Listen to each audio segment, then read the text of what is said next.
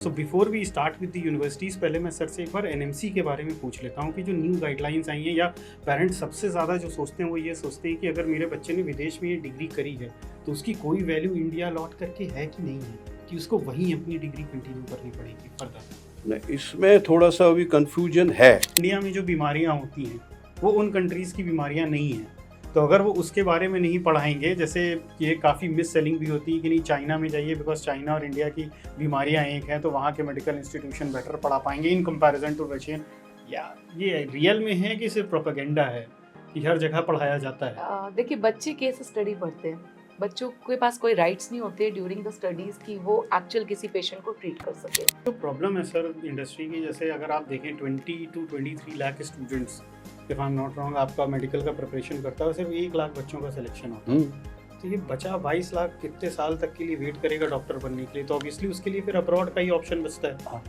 तो इस बच्चे के लिए क्या राइट गाइडेंस है? सी अब्रॉड जाना कोई अभी पिछले 1-2 साल में शुरू नहीं हुआ है। 1, 2, 3, 4.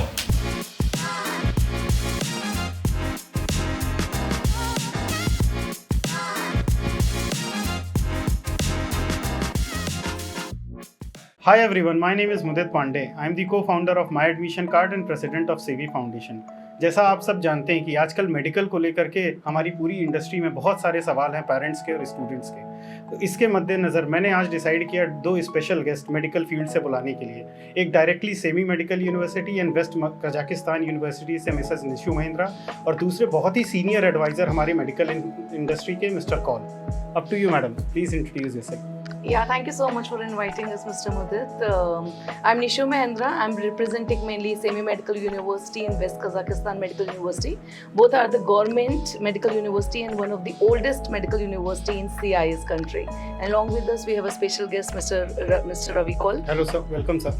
नमस्कार, मेरा नाम रवि कुमार कौल है। मैं medical education MCI act NMC act इसको अच्छे से समझ चुका हूँ पिछले 25 साल में। और अभी जब चाहे यूक्रेन युद्ध हुआ या अभी NMC एक्ट आया, उसके बाद से मैं सिर्फ बच्चों के लिए लड़ रहा हूँ कि उनका भविष्य कैसे सुरक्षित हो। ये तो बहुत ज़रूरी है। उसमें मैंने PMO, MEA, health ministry and almost all every Indian embassy abroad से संपर्क साधे हुआ हूँ, और सब जगह से कुछ ना कुछ अच्छा ही आ रहा है। Let us hope for the best. बहुत बहुत धन्यवाद सर आपके इनिशिएटिव के लिए, बिकॉज आज के समय में अनिश्चितताएं इतनी ज़्यादा हैं। जब भी विदेश पढ़ने या विदेश में शिक्षा लेने की बात होती है, फिर चाहे वो कोई भी कंट्री, कोई भी फील्ड क्यों ना हो, और पेरेंट्स की ये हार्ड एंड मनी है, we all know.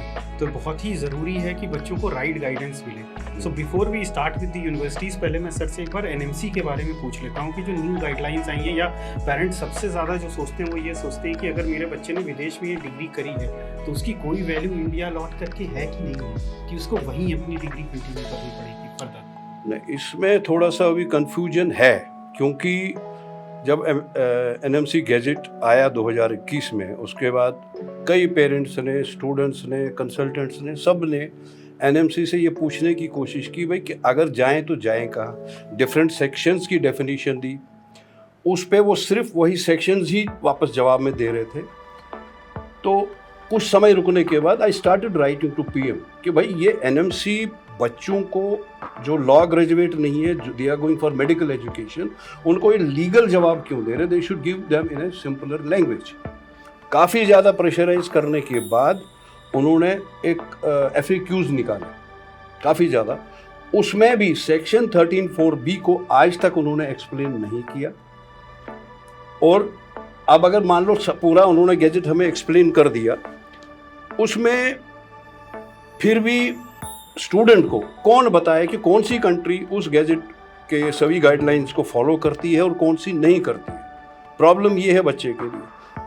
Student consultant से पूछे तो कंसल्टेंट भी बोलेगा, जो मुझे वानिकर मैडम जो प्रेसिडेंट थी NMC में, उन्होंने बुलाया भी था मीटिंग के लिए एक बार, उन्होंने भी बोला कि हम कंसल्टेंट को नहीं रोक सकते क्योंकि कंसल्टेंट अपना बिजनेस कर रहा, वो मैं भी मानता हूँ। यूनिवर्सिटी को हम इम्पोज नहीं कर सकते कुछ चीज़, क्योंकि वो भी अपना बिजनेस कर रहे हैं। So who is responsible for Indian students to guide them? क्योंकि वो जा रहे हैं, उनको उनकी मजबूरी है, उनकी इवन अगर रैंक काफ़ी हाई भी हुई है, लेकिन उससे कम रैंक वाला जो पैसे वाला है उसका इंडिया में एडमिशन हो रहा है। जो हमारा ये स्टूडेंट खर्च नहीं कर सकता, उसके पास उतना पैसा नहीं है, तो उसके पास एक ही ऑप्शन है, अब्रॉड जाना। डॉक्टर बनना है उसने, he is fully dedicated to become a doctor और अपनी देश की सेवा करना चाहता है। उस पे एनएमसी हो या गवर्नमेंट ऑफ इंडिया आज तक उनको कभी ठीक से गाइड नहीं कर पाई। जब एमसीआई था, सबसे बड़ी विडंबना जो मैंने प्रधानमंत्री जी को भी कई बार लिखा, MCI for students was far better than NMC, क्योंकि एनएमसी में आज कोई भी व्यक्ति किसी भी कारण से अंदर नहीं घुस सकता है without the permission of supreme bosses. जबकि एमसीआई में they had kept a time frame कि इतने बजे से इतने बजे रोज़ आप, चाहे वो पेरेंट हो, स्टूडेंट हो या कोई भी हो, एमसीआई एक्ट, एमसीआई की कॉलेजेस इंडिया अब्रॉड के बारे में कुछ भी पूछना चाहे उनको अलाउ किया जाता था। और डिप्टी सेक्रेटरी लेवल का आदमी भी, ऑफिसर भी, उन बच्चों और पेरेंट्स या किसी से भी मिल सकता था। Everyone in MCI was accessible. NMC में you can't talk to them. Fortunately मुझे ये शायद मेरे लिए बहुत खुशकिस्मती है कि मुझे बुलाया गया, तो आई वॉज इन्वाइटेड। अच्छी 1-2 घंटे की मीटिंग हुई, बट स्टूडेंट्स के लिए उन्होंने कुछ नहीं किया। हाँ, 8 अगस्त 2023 को मेरे ख्याल से वो एडवाइजरी और अलर्ट आया, जो काफ़ी इंसिस्ट करने के बाद प्रेसिडेंट एनएमसी ने वो निकलवाया, क्योंकि मैंने कहा बच्चे जाएं तो जाएगा, लेकिन वो पर्पज़ तब भी सॉल्व नहीं कर रही है, पर्पज़ वो आज भी सॉल्व नहीं कर रही है। फिर उसके बाद जब एनएमसी से कोई ठीक से रिस्पॉन्स नहीं है तो एम्बेसीज को भेजा। एम्बेसीज के जवाब भी मैंने एमसीआई को दिखाए। I have given them a full file. अब हम कंसल्टेंट की माने, कॉलेज की माने या एम्बेसी की माने। मेरे लिए embassy is equivalent to government of India in foreign country. वो हमारे गार्जियन है, अगर वो कुछ कहते हैं that is equivalent to what government says. That's why the students are going abroad. अब कौन सी कंट्री सेटिस्फाई गैजेट को करती है, कौन सी नहीं करती है, एम्बेसी के पास भी पूरा परफेक्ट आंसर नहीं है, क्योंकि उनको जो वहाँ की कंट्री के सरकार या कॉलेज बताते हैं वो वही लिखते हैं।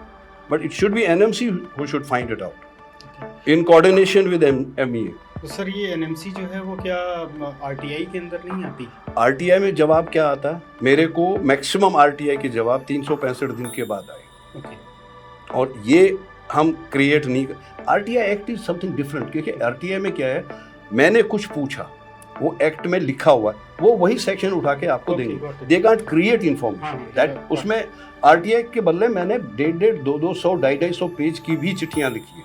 उज्बेकिस्तान एम्बेसी में जब पीएमओ के थ्रू आप भेजते हैं तो मैं स्पीड पोस्ट भेजता था, वो फिर सब पोर्टल पे आता है। उन्होंने 12 पेज फॉरवर्ड कर दिए और पोर्टल पे फॉरवर्डेड टू ये।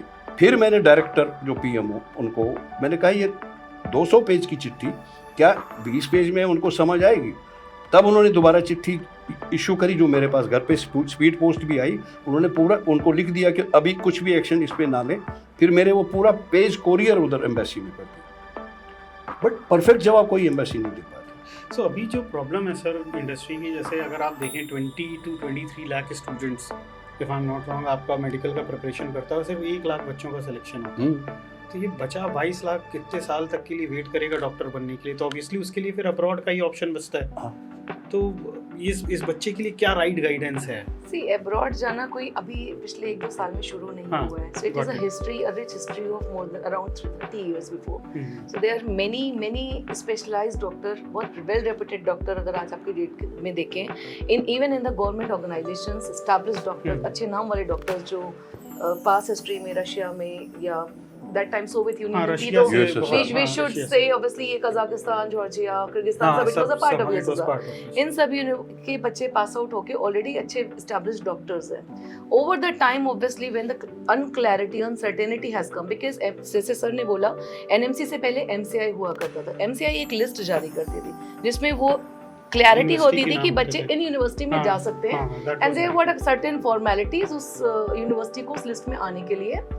That was still a right process because हम एज अ कंसल्टेंट उनको पता होता था, एज अ यूनिवर्सिटी हमारी जिम्मेदारी होती थी कि हमें गवर्नमेंट की लिस्टिंग में आना है एंड स्टूडेंट्स वो लिस्ट को रेफर करके जाना शुरू कर देते. एनएमसी ने इसको, I agree that they kept it in a little doubtful, but I disagree with sir because कुछ countries ने, in fact including the embassies ने अपनी guidelines में इसको clarity दी है कि हम NMC की act के जो changes हुए हैं rule उसको हम follow कर रहे हैं. In fact they have they have done little bit changes also in terms of their curriculum to maintain that eligibility for the Indian candidates. Because आपने बहुत सही कहा, ये जो बचा हुआ 22 लाख का क्राउड है वो या तो अपनी ड्रीम को छोड़ देते हैं या वो कोचिंग इंस्टीट्यूट को अमीर बना रहे हैं क्योंकि वो दोबारा नीट की तैयारी करने के लिए जा रहे हैं, या फिर वो अपना कोर्स को चेंज करके they are just going for another bachelor's degree other programmes में जा रहे हैं. बट अगर कोई बच्चा है जिसको वाकई अपना करियर बनाना है, जिसको वाकई डॉक्टर बनना है, तो हम उसकी ड्रीम को क्यों खत्म करना चाहते हैं. और वो अगर वो वाकई एक अच्छा डॉक्टर बनना, because doctor is not a normal profession, it is something related to your humanity. You are actually serving the humanity, so that has to come from inside. ये चीज मैं मानती हूँ. ये एजुकेशन के साथ साथ इसको पढ़ाई में ही अपने आप में it's a big kind of a challenge. ये बहुत लंबी जर्नी है, सब हम जानते हैं. डॉक्टर बनना आसान नहीं. पहले आप तैयारी करो, फिर आप degree itself is taking a 6 years time, फिर आप उसको प्रैक्टिस करो, फिर आप MD. मोटा मतलब आप 8 से 10 साल का अपना एक टाइम लगाते हो. तो वो बच्चा जो ये ऐसा नहीं कि इन बच्चों को ये बात नहीं पता, ये नहीं कि ये मिसगाइडेड है. इनको during their 11th and 12th इनको अच्छे से पता है कि इनके अपने आने वाले 10 साल इनको अपने करियर को बनाने के लिए लगाने हैं. और सब चीज़ों को जानने के बावजूद अगर वो फिर भी इस कंपटीशन का हिस्सा बनते हैं, फिर भी वो अपनी विलिंगनेस को जाहिर करते हैं बना कि मुझे डॉक्टर बनना है, तो I think then we should not stop them.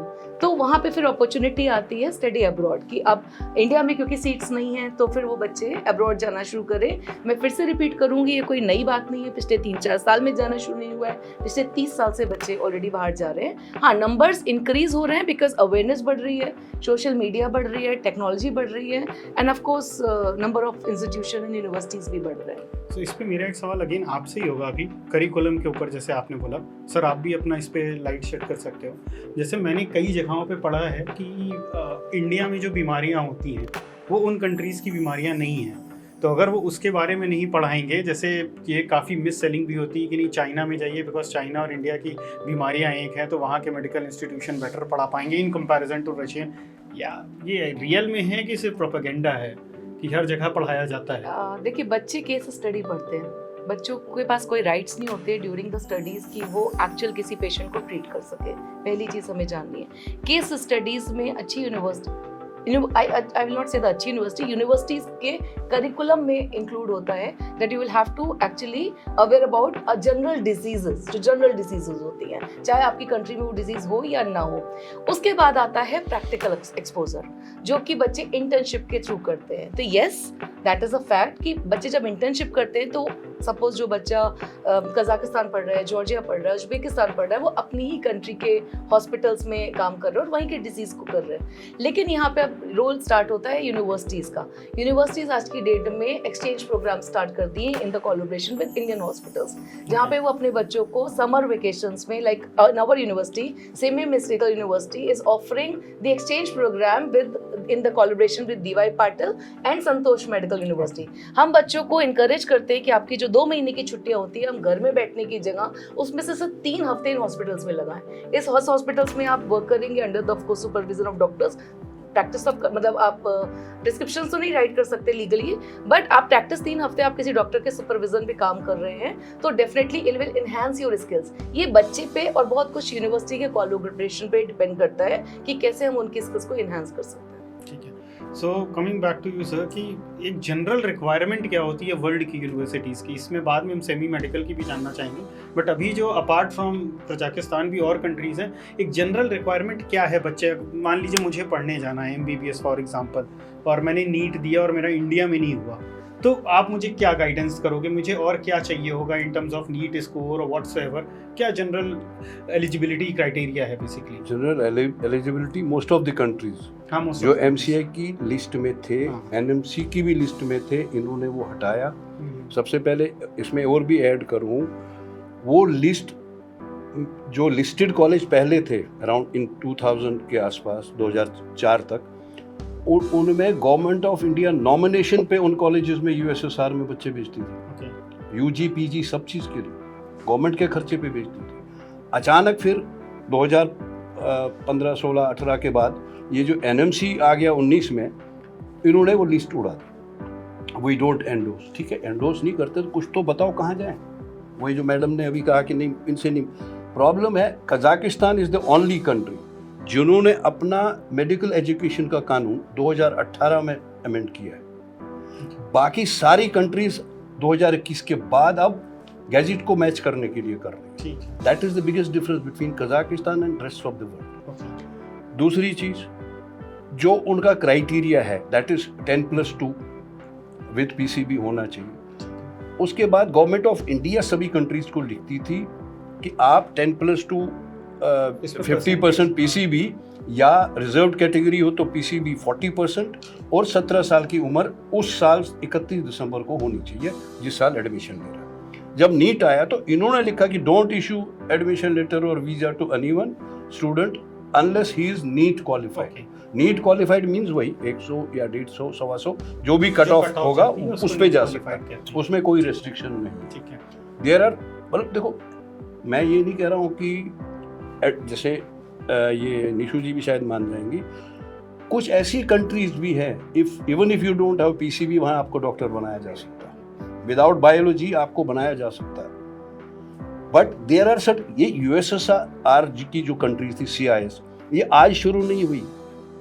NMC ने लास्ट ईयर जश्न मनाया विच आई अपोज्ड। जो ये कंट्रीज पढ़ा रही हैं एरस्टवाइल यूएसएसआर की, ये पहले से पढ़ा रही, इनमें जा रहे थे इंडियन बच्चे। क्वालिटी ऑफ एजुकेशन अभी तक तो ठीक था, उसमें से पीजी स्टूडेंट भी आए हैं। बाद में पीजी किसी कारण से because of the international agreements वो PG abroad was derecognised by all the countries.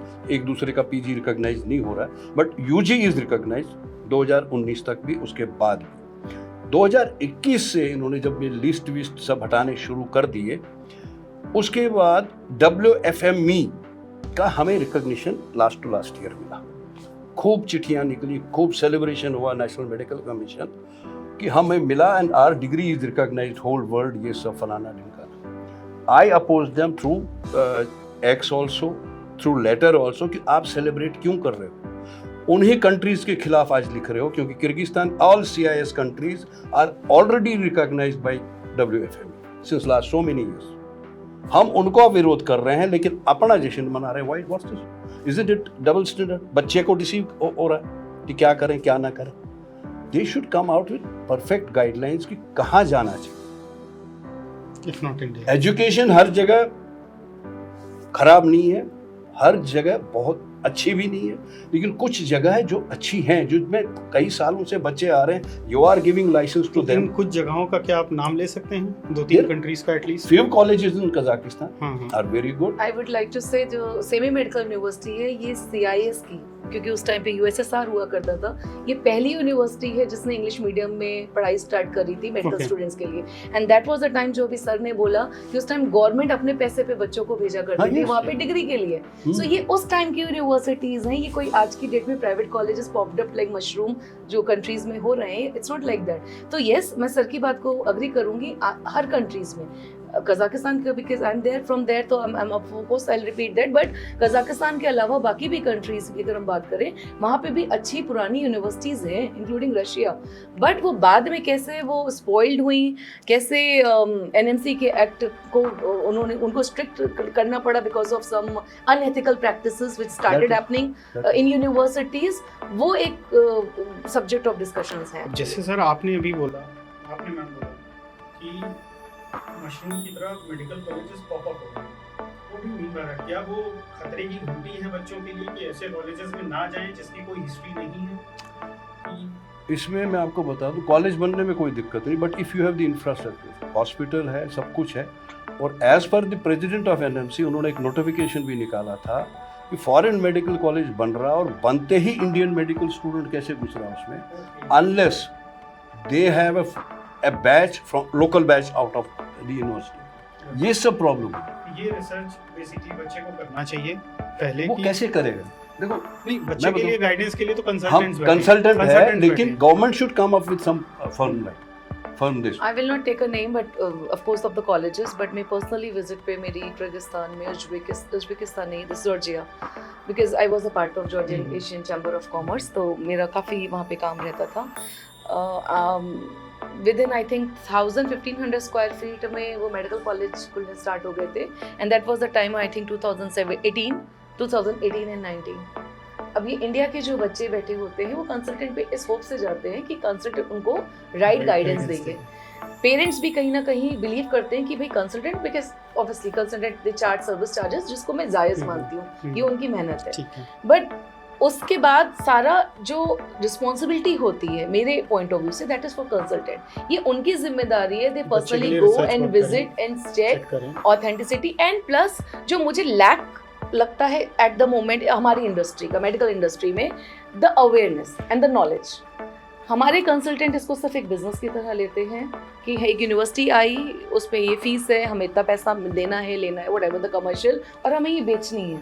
एक जो इंफॉर्मेशन की जो ज़रूरत है, जो मैं इसको बोलूँगी जिम्मेदारी जो आपकी है, आप एक सब्जेक्ट नॉलेज, कोई भी प्रोडक्ट, ये इसको भी ठीक है आप बिजनेस कर रहे हो, आई रिस्पेक्ट दैट, बट किसी भी बिजनेस में भी आप जाओगे, आपको सब्जेक्ट नॉलेज की तो ज़रूरत है ना. आप कोई प्रोडक्ट भी अगर आप बेच रहे हो, उस प्रोडक्ट की आपको नॉलेज है, आपको क्लैरिटी होनी चाहिए ये प्रोडक्ट कहाँ से आ रहा है, इसकी क्या ऑथेंटिकेशन है, क्या अप्रूवल्स हैं.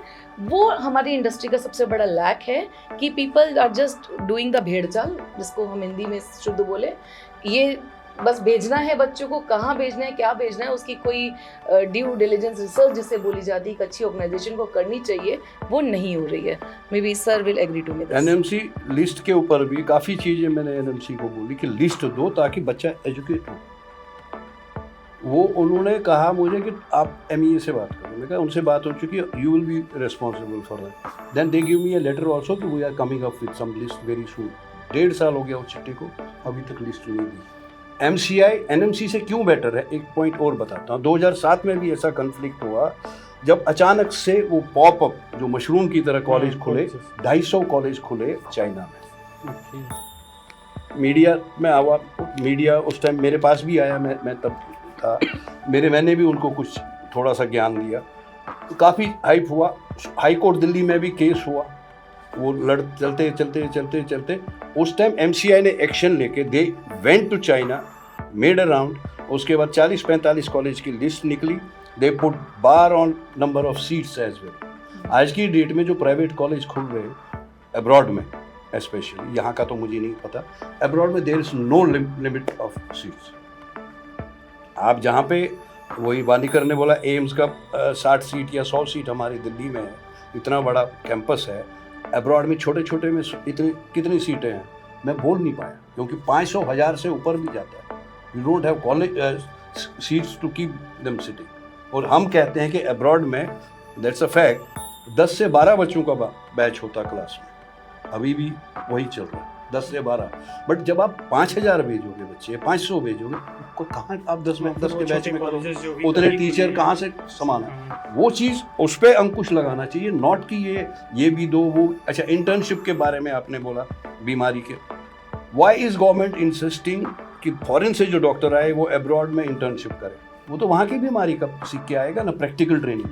तो यहाँ तो आप करवा ही रहे हो internship, why do you want double internship? ये समस्याएं हैं जो इनको देखनी पड़ेंगी कि हमें डबल इंटर्नशिप का तो जो उन्होंने सजेशन दिया बहुत ही गलत है. प्रैक्टिकल ट्रेनिंग तो ड्यूरेशन ऑफ कोर्स में कर ही रहे हैं.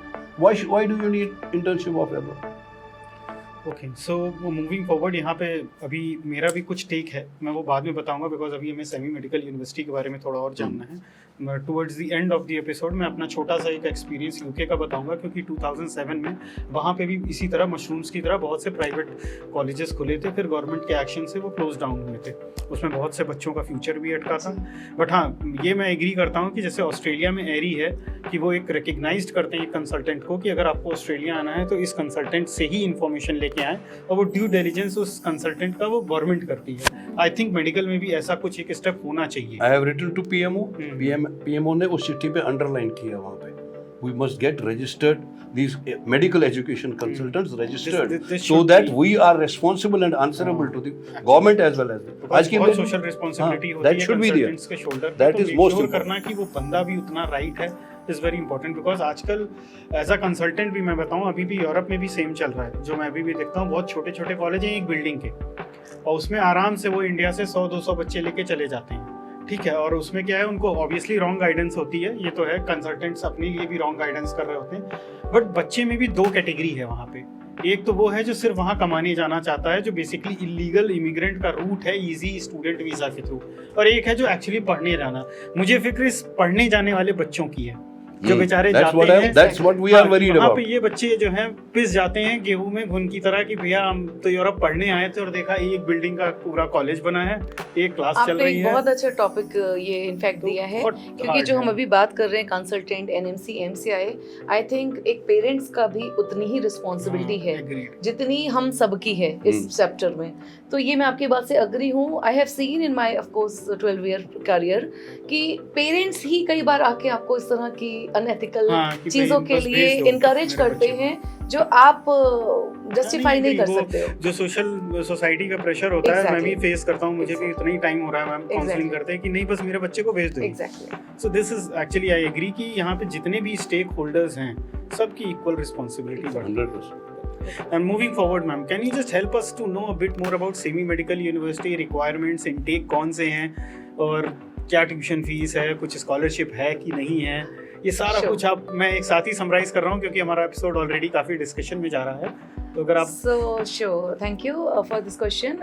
So सेमी मेडिकल यूनिवर्सिटी हमारी 1953 born यूनिवर्सिटी है, एंड Almost ये 70 one of years. The oldest university in CIS region है। Okay. So not only in Kazakhstan, USSR का जब पार्ट हुआ करता था उसकी ये सबसे ये पुरानी CIS यूनिवर्सिटी है। रीजन एग्जैक्टली क्या होता है? Commonwealth of independent states. Okay, thank you. ये यूएसएसआर से अलग इंडिपेंडेंट होने के बाद ओके, गॉट इट। ये जो कंट्रीज बॉर्न हुई उनको बोलते हैं। फिर ये यूनिवर्सिटी की को 27 साल हो चुके हैं जब इन्होंने अपना English medium version start Okay. करा था। उससे पहले भी इंडियन स्टूडेंट्स जा रहे थे पढ़ने। अच्छा। आई रिपीट इट, उससे पहले भी इंडियन स्टूडेंट जा रहे थे, बट वो रशियन मीडियम में पढ़ते Okay. थे। 27 साल से वो उन्होंने इंग्लिश मीडियम को इंट्रोड्यूस किया, और ये पहली यूनिवर्सिटी थी जिसने इंग्लिश मीडियम को इंट्रोड्यूस किया है। तो यूनिवर्सिटी ऑलरेडी बहुत अपनी रिच हिस्ट्री, अपने एक्सपेरिमेंट्स और अपनी टेक्नोलॉजी के लिए नोन है।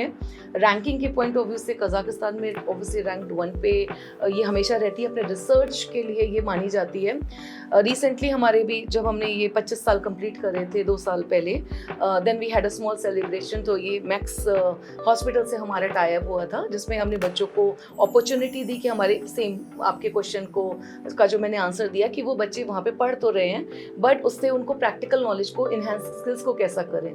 Then we did a collaboration with Max hospital कि बच्चे ये अपने जो इंटर्नशिप है during their vacations, mainly it is the offer for 3rd, 4th, 5th year के बच्चों के लिए, कि वो अपनी छुट्टियों के टाइम पे यूटिलाइज करें। और मैक्स के क्योंकि मल्टीपल सेंटर्स हैं अक्रॉस इंडिया, उन पे वहाँ जाके प्रैक्टिकल कर सकते हैं। सेम ही का काइंड ऑफ कोलैबोरेशन हमने संतोष मेडिकल यूनिवर्सिटी के साथ किया, सो दैट एक्सचेंज। तो टेक्नोलॉजी जो आज की डेट में 7D टेक्नोलॉजीज बढ़ चुकी हैं, प्लस डिजिटल इक्विपमेंट्स आ चुके हैं जो एक हाई फाई हॉस्पिटल्स में यूज़ हो रहे हैं। So that was this statement from the Max Healthcare division के जो रिप्रेजेंटेटिव हमारे वहाँ गए थे after having the tour of the campus. उन्होंने बोला कि I am so impressed to see आपकी यूनिवर्सिटी में वो इक्विपमेंट्स यूज़ हो रहे हैं जो हम अपने हॉस्पिटल में यूज़ करते हैं पेशेंट को ट्रीट करने के लिए, इतने एडवांस वर्जन के। सो ये एक हमारी सबसे अच्छी यूएसपी है कि हम सिर्फ एकेडमिकली नहीं फोर्स करते, एडमिशंस पे नहीं फोर्स करते हैं, हमारा ओवरऑल ग्रोथ पे बच्चों के ध्यान रहता है, अलॉन्ग विद ऑफ कोर्स जो एक बेसिक नीड्स होती हैं इंडियन स्टूडेंट्स की कि प्लस हमारे पास इस समय 27 नेशनलिटी के स्टूडेंट्स हैं। सो not only Indian students, so south Asia में अगर हम बात करें तो we have students from Sri Lanka, हमारे पास इनफैक्ट मिडिल ईस्ट के काफ़ी बच्चे हैं, इजिप्ट के बच्चे हैं। सो मल्टी नेशनलिटी स्टूडेंट्स है, जिससे बच्चों को एक्सपोजर मिलता है, and which is very much important. Being from the abroad study background, आपको पता है मेरी सबसे पहले पेरेंट्स को ये होती है अपने बच्चे को कभी इंडियन स्टूडेंट के साथ, बच्चे के साथ मत रखो। पेरेंट्स कई बार माएँ आती हैं कि बच्चे को प्लीज़ मेरा मोहल्ले का बच्चा इसी के साथ रखना, हमारे मैं कहती हूँ बच्चे को अब आप बाहर क्यों भेज रहे हो, आप इंडिपेंडेंट बनाने के लिए और मल्टी कल्चरल नॉलेज के लिए। So that is what we try to give, बाकी तो बच्चों पे डिपेंड करता है। Then we have our own mess, वहाँ पे बच्चों को इंडियन फूड प्रोवाइड करने के लिए, फैसिलिटी प्रोवाइड करने के लिए A to Z पूरा उनके 6 साल का जो देख रेख की जिम्मेदारी होती है वो बेसिकली वहाँ पे हमारी होती है। बेसिकली ये MBBS कोर्स जो आपका होता है वो अब्रॉड में 6 इयर्स का होता है, 5 years plus 1 5 year years internship। plus 1 year internship। सो इसके बाद अगर उसको MS करना हो तो वो MS वहाँ कर सकता है, वहाँ कर सकते बट वो उसका PG is not eligible, it's not valid in India, It's not That's not it's not India. So वो वहाँ पे वी हैव सम स्टूडेंट्स जो वहाँ पे उन्होंने PG भी किया एंड फिर they are working in a government अगर वो हॉस्पिटल्स एज इंडिया आके वेल, MS बट वो करना उनको चाहते हैं? वहाँ पे करना, सॉरी अगर इंडिया आके MS करना चाहते हैं हाँ वो तो कर ऑब्वियसली सकते हो, वैलिड, that's- वो तो that's valid, valid, that is valid। That is valid. So आजकल जो बेसिक इंक्वायरी है, अगेन मैं एग्री कर रहा हूँ आपने जो भी सेमी मेडिकल यूनिवर्सिटी के बारे में बताया, लेकिन coming back again to the same logic, कोई भी पेरेंट्स ये ज़रूर जानना चाहेगा कि जैसे सर ने काफ़ी कुछ NMC के बारे में बताया, आपकी क्या ये सेमी मेडिकल यूनिवर्सिटी NMC के तहत है कि नहीं है? बिल्कुल मैं बात करूंगी एज अ कजाकिस्तान, सर की बात को ऐड ऑन करते हुए कि कजाकिस्तान एक इकलौती कंट्री है जिसने NMC के गैजेट से पहले अपने कोर्स रिवीजन को 2018 में अमेंडमेंट किया था। सो NMC के गैजेट की वजह से कजाकिस्तान ने अपने कोर्स करिकुलम को नहीं चेंज किया। Kazakhstan as a country itself, चाहे वो मेरी सेमी मेडिकल यूनिवर्सिटी हो चाहे मेरी वेस्ट कजाकिस्तान मेडिकल यूनिवर्सिटी हो, उसमें पहले से ही हो गया विच इज 5+1 ईयर, 5 साल अब स्टडी करो और 1 साल का इंटर्नशिप करो। NMC के 2021 के जो गैजेट के मोटे मोटे 4-5 पॉइंट्स हैं उसको मैं रिपीट करूंगी to understand in a well manner. पहला उनका था ड्यूरेशन। सो ड्यूरेशन हमारी शुरू से ही 5 साल की थी, जो कि 2018 के बाद 5+1 साल इंटर्नशिप की हो गई, तो वो उसको इजीली जस्टिफाई कर रहा है। सेकेंड वाज दी कि आपका इन कोर्स ड्यूरेशन में इंटर्नशिप इंक्लूड होनी चाहिए, जो कि एक बहुत वैलिड पॉइंट है। इंटर्नशिप हमारी सेपरेट, पहले भी इंटर्नशिप थी, पहले भी हमारे बच्चे ऑलरेडी हॉस्पिटल में इंटर्नशिप प्रैक्टिकल मार्क्स के साथ ही डिग्री ले रहे थे और वो डिग्री इंडिया में ही वैलिड है। मैं आपको नाम बता सकती हूँ, there are many in fact very renowned doctor, I don't want to again don't know whether I should take a name और नॉट। सफदरजंग एक बहुत रिनाउंड डॉक्टर है जो कि हमारे सेमी मेडिकल यूनिवर्सिटी के पास आउट है। लाइकवाइज मेरी जम्मू कश्मीर में मैं गई, वहाँ पे बहुत अच्छे हैं, नॉर्थ ईस्ट में हम गए, वहाँ के बहुत अच्छे हॉस्पिटल्स में हमारे यूनिवर्सिटी के पास आउट बच्चे हैं। दैट मीन्स हमारी डिग्री अच्छी खासी वैलिड पहले से भी ही थी। NMC गैजेट के बाद हाँ इंटर्नशिप इन एडिशनल एक वो हुआ है जो हमारे यूनिवर्सिटी में बच्चे इंटर्नशिप एडिशनल करेंगे। तीसरा पॉइंट जो मुझे लगता है कि बहुत अच्छा पॉइंट है, NMC ने इसको एड ऑन किया, जिसको जब हमने अभी पॉइंट डिस्कशन किया कि मशरूम की तरह जो कॉलेजेस रोक रहे थे वो निकल रहे थे, उनको रोकने के लिए NMC ने बोला कि जिस यूनिवर्सिटी में बच्चा पढ़ रहा है उसी यूनिवर्सिटी में उसको इंटर्नशिप करनी चाहिए। अब इंटर्नशिप अगर बच्चा उस यूनिवर्सिटी में करेगा दैट मीन्स उस यूनिवर्सिटी का हॉस्पिटल होना चाहिए। अब हॉस्पिटल किस यूनिवर्सिटी का होगा, या तो गवर्नमेंट यूनिवर्सिटी होगी या वाकई प्राइवेट जिसका एक अच्छा बैक होगा। I am not against to the private colleges, there are many private colleges जो बहुत अच्छा कर रहे हैं including in India and abroad, हम सबको पता है ये बात। अब्रॉड में भी there is good example of the private colleges, but उनकी बैक अच्छी हो, दैट मीन्स वो फाइनेंशियली और हर तरह से एक मजबूत कंपनी हो जिनका हॉस्पिटल है अगर। सो ये पॉइंट हो गए जो हम जस्टिफाई कर रहे हैं हमारी यूनिवर्सिटीज़ में। लास्ट पॉइंट जो एक इम्पॉर्टेंट पॉइंट है कि लाइसेंस टू प्रैक्टिस।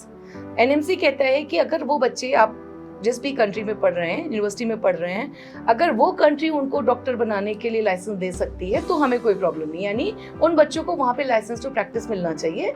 उसके लिए हमारे ऑलरेडी कजाकिस्तान में एग्जाम है लाइसेंस टू प्रैक्टिस का, ये भी NMC की वजह से नहीं इंट्रोड्यूस किया गया है, इट इज़ ऑलरेडी देयर। इसमें हम अगेन आई विल रिपीट, हमारे पुराने बच्चे, कुछ बच्चे ऑलरेडी कजाकिस्तान में गवर्नमेंट की पोजीशन पे काम कर रहे हैं। They are good surgeon, they are good practitioner, and they are into some other like teaching में, research में already हैं। So ये एग्जाम कोई नया एग्जाम नहीं है, ये 3 लैंग्वेज में होता है, इंग्लिश, रशियन एंड कजाक। तो ये हमारे बच्चे दे सकते हैं। तो हम NMC के गैजेट को NMC के गैजेट के बाद नहीं, पहले से ही जस्टिफाई कर रहे हैं। सो ये जो स्टूडेंट आपका लाइसेंस टू प्रैक्टिस देते हैं और पास करते हैं, वो इंडिया के मास्टर्स अपना कर सकते हैं? वो फिर NMC एज पर NMC वो एलिजिबल वो कर ही सकता है। देखो एक चीज इन्होंने जो किया उसमें थोड़ा ऐड करूं, इकलौती कंट्री है पूरे CIS में जिनका इंटर्नशिप पहले से चल रहा था, कोर्स प्लस इंटर्नशिप। क्योंकि इंटर्नशिप पहले रिक्वायर्ड नहीं थी तो 5 ईयर कोर्स करके इंडिया आते थे, बच्चे रजिस्टर हो रहे हैं, अभी भी होंगे। जो 2021 से पहले के बच्चे 5 साल के कोर्स के बाद ही रजिस्टर होंगे, उसके बाद इंटर्नशिप करके रजिस्टर होंगे। ठीक है, लाइसेंस का भी एक मार्क कीजिए, ऑलरेडी एग्जिस्टिंग बिफोर 2021 इटसेल्फ इनका इंग्लिश में लाइसेंसिंग एग्जामिनेशन है, लोकल लैंग्वेज या किसी और लैंग्वेज में नहीं है। वो बहुत प्लस पॉइंट है। देयर आर कंट्रीज की वो अपनी भाषा में एग्ज़ाम लेंगे, वो थोड़ा सा वहाँ पे एक दिक्कत आती है दूसरी जगह। दूसरा जो इन्होंने थोड़ी देर पहले बोला, मैं 25 साल से इसमें हूँ, 27 साल की ये यूनिवर्सिटी है। वाकई में जब मैं इसमें आया हूँ, मैंने किर्गिस्तान और यूक्रेन से स्टार्ट किया, तो ये यूनिवर्सिटी तब भी मार्केट में थी, नाम सेमी प्लांटिस्क था, अभी सेमी यूनिवर्सिटी हो गया। वही यूनिवर्सिटी है, वही व्यक्ति है, जो कॉन्ट्रैक्टर हैं या डीन है बाद में बने हैं वहाँ पे, ही इज़ मैनेजिंग होर करिकुलम हो, कुछ भी हो, प्रैक्टिकल्स पे उनका फोकस बहुत अच्छा है। I know him personally since last 25 years, met him, may be मैंने स्टूडेंट दिए ना दिए, but I am very close to him. I know how hard work, how much he is putting into this. बहुत अच्छा काम कर रहे हैं। So highly recommended university है semi-medical. Yes, definitely, semi. Yes. Okay. So ma'am, one last question regarding semi-medical university कि इसमें intake कौन सा होता है, ठीक है, and how to apply? So we have only one intake, which is we call it September intake. Okay. But first year के admissions थोड़ा late होते हैं, so we call it in October intake. Okay, October intake. Yes. ठीक है। And apply करने के लिए हम consultants के through, otherwise आप हमारे direct जो office में registered आते हैं। partners हैं, हम एक protocol Okay. manage करते हैं, so we only work with the registered agencies and partners. उनके थ्रू बच्चे अपनी applications हमारे पास भेजते हैं। Thank you. So thanks a lot for coming into our show, sir and ma'am both, and thanks for sharing your insight with these students. I hope ये आप लोगों ने जो आज insights दी है वो parents की बहुत बहुत मदद करेंगे. Thank you, sir. Thank you, thank you. Thank you so much for inviting us. It was indeed an important topic to be discussed. और बहुत से ऐसी information और knowledge है जो मुझे लगता है आपके माध्यम से बच्चों को, उनके पेरेंट्स को और कंसल्टेंट जो सही तरीके से काम कर रहे हैं उन तक पहुंचनी बहुत ज़रूरी है। Thank you madam. और ये आप सब के लिए है कि आपके पास जो जो सवाल हों आप प्लीज़ कमेंट्स में लिखिए और हम इंश्योर करेंगे कि हर एक एक्सपर्ट से आपके हर एक कमेंट्स का जवाब देंगे। Thank you. Dear students and parents, अगर आप सपना देख रहे हैं डॉक्टर बनने का और अपनी इन सपने को बाहर पढ़ाई करके पूरा करने का, तो सेवी फाउंडेशन और एडमिशन कार्ड के द्वारा हम आपसे मिलने आ रहे हैं आपके शहर में 18 एंड 20 अप्रैल को वाराणसी एंड इलाहाबाद में। सो आपकी कोई भी इंक्वायरीज हो related to study abroad in MBBS in abroad, आप प्लीज़ हमसे मिलने 18 और 20 अप्रैल को ज़रूर आइएगा। सभी उन बच्चों से, उनके पेरेंट्स से जो अच्छा डॉक्टर बनना चाहते हैं और इंसानियत और इंसान की सेवा करना चाहते हैं, 18 और 20 अप्रैल को आप इलाहाबाद और वाराणसी रेस्पेक्टिवली आ सकते हैं माई एडमिशन कार्ड के सेमिनार में। वहाँ मिलिए एंड किसी भी मेडिकल एजुकेशन अब्रॉड के बारे में कोई भी प्रश्न आपके पास हो, वो आपको बहुत अच्छे से सेटिस्फैक्ट्री समझा के जवाब देंगे ताकि आप अच्छा डिसीजन ले सकें अपने भविष्य के लिए। Thank you.